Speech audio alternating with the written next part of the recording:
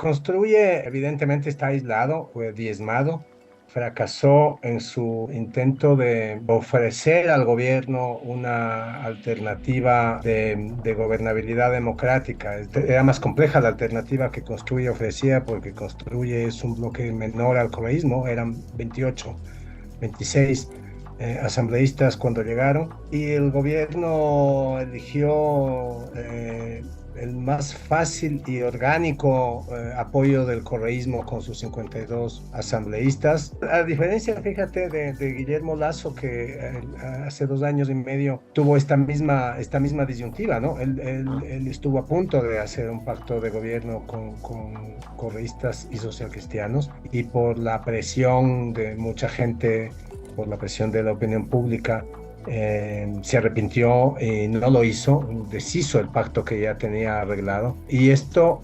desencadenó un proceso de ingobernabilidad y de permanente hostigamiento de la Asamblea hacia el gobierno.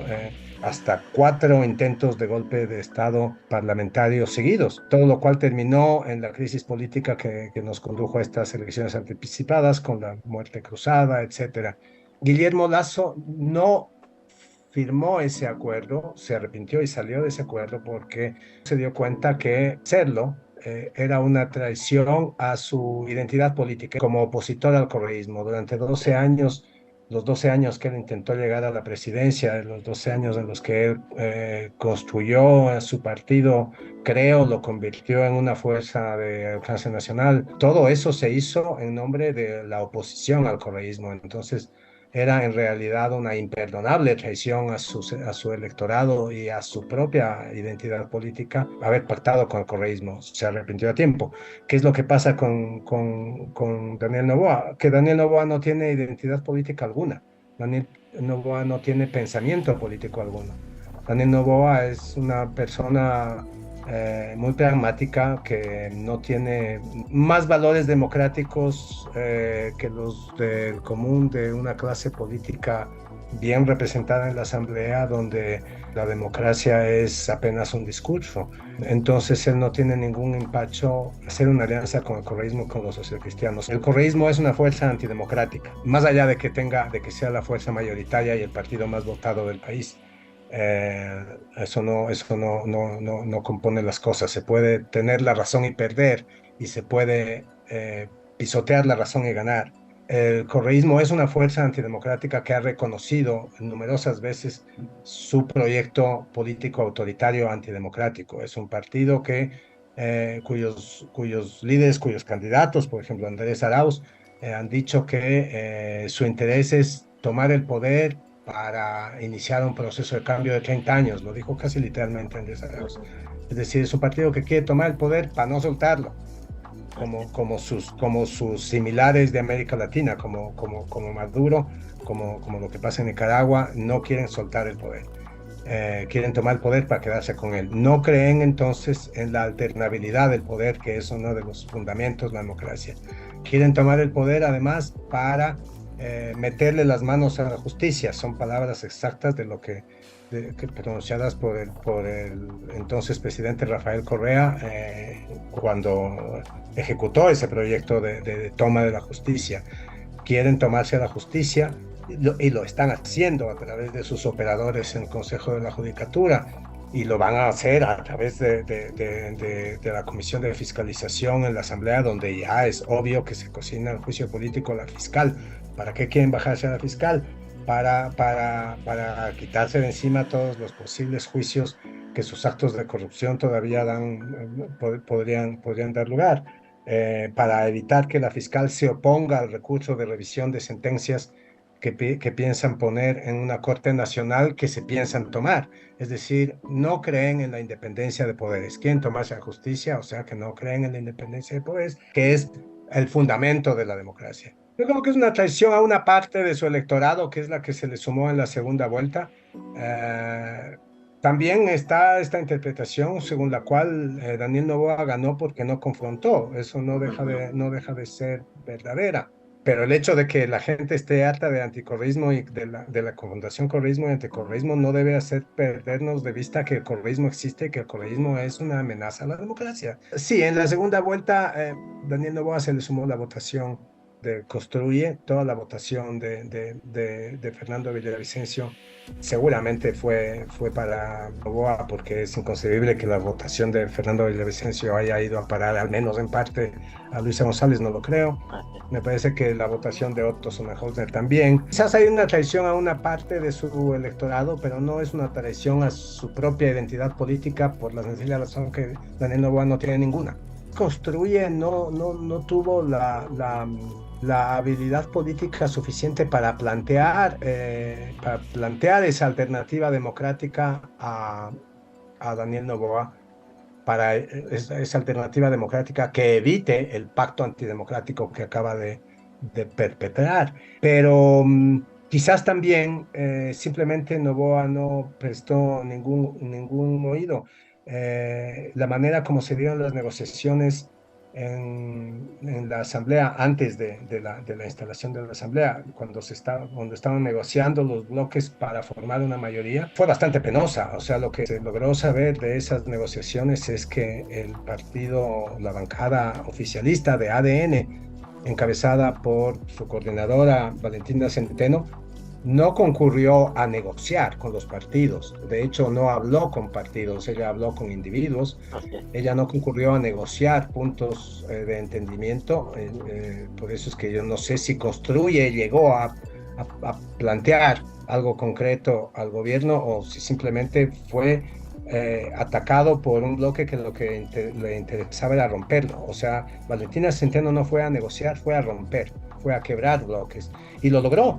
Mira, a mí todo esto me parece una decadencia moral bien subida, y me parece que los ecuatorianos estamos tolerando demasiado, porque penosamente es como que nos diera lo mismo.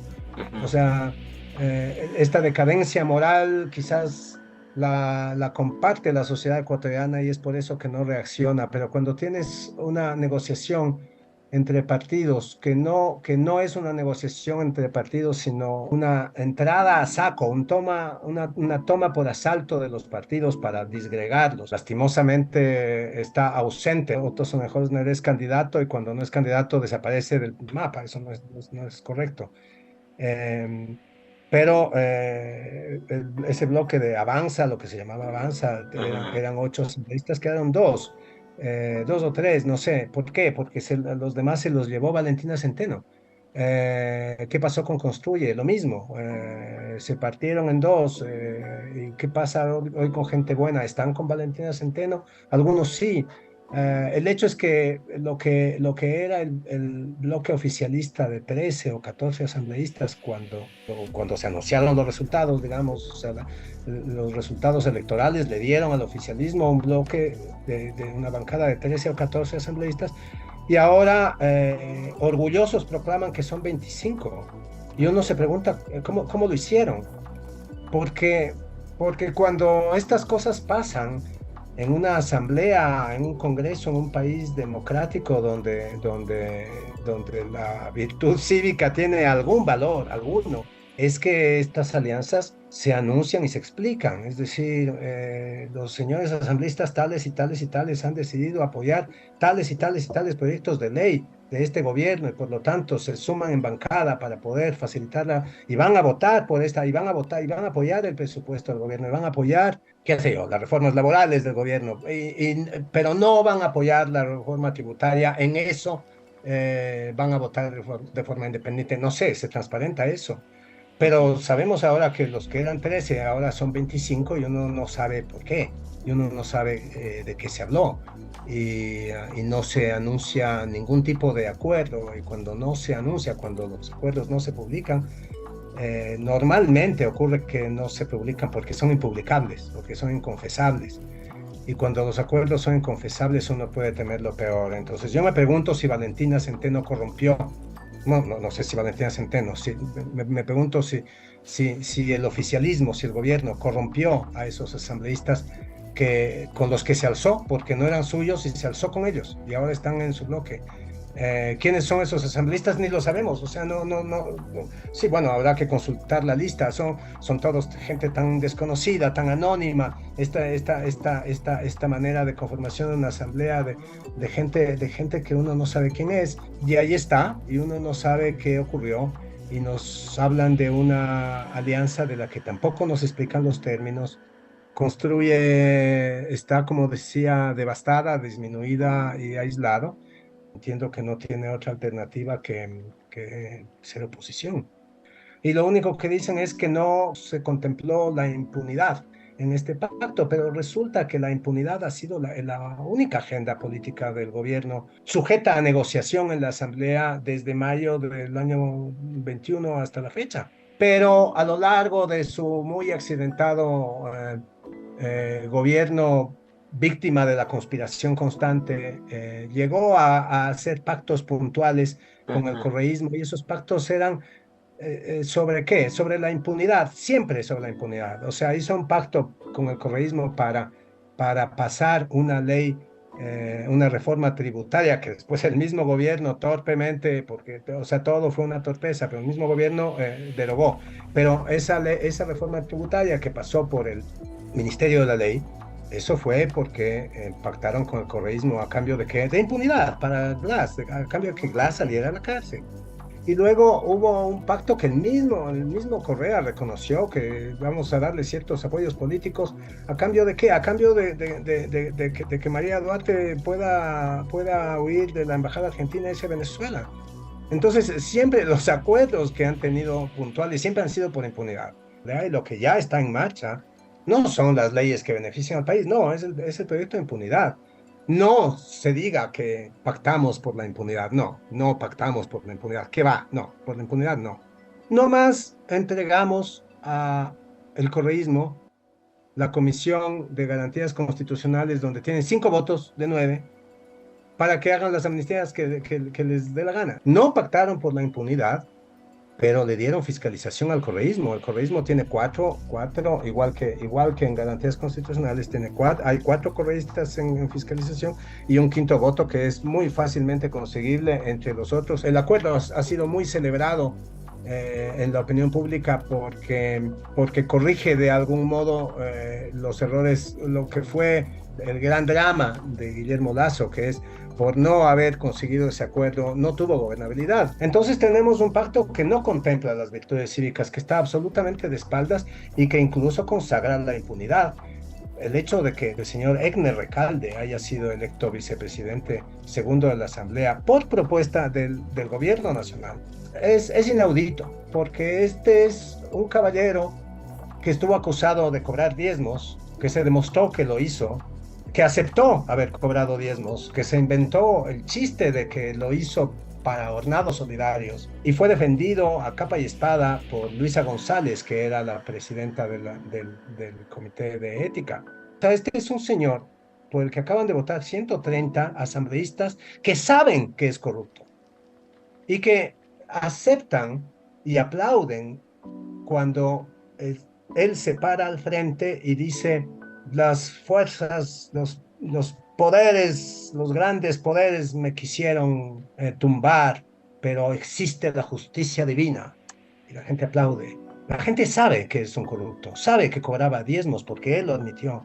Y ahora de pronto la explicación oficial sobre su caso es que existe justicia divina y eso es algo que esta asamblea está tomando como válido.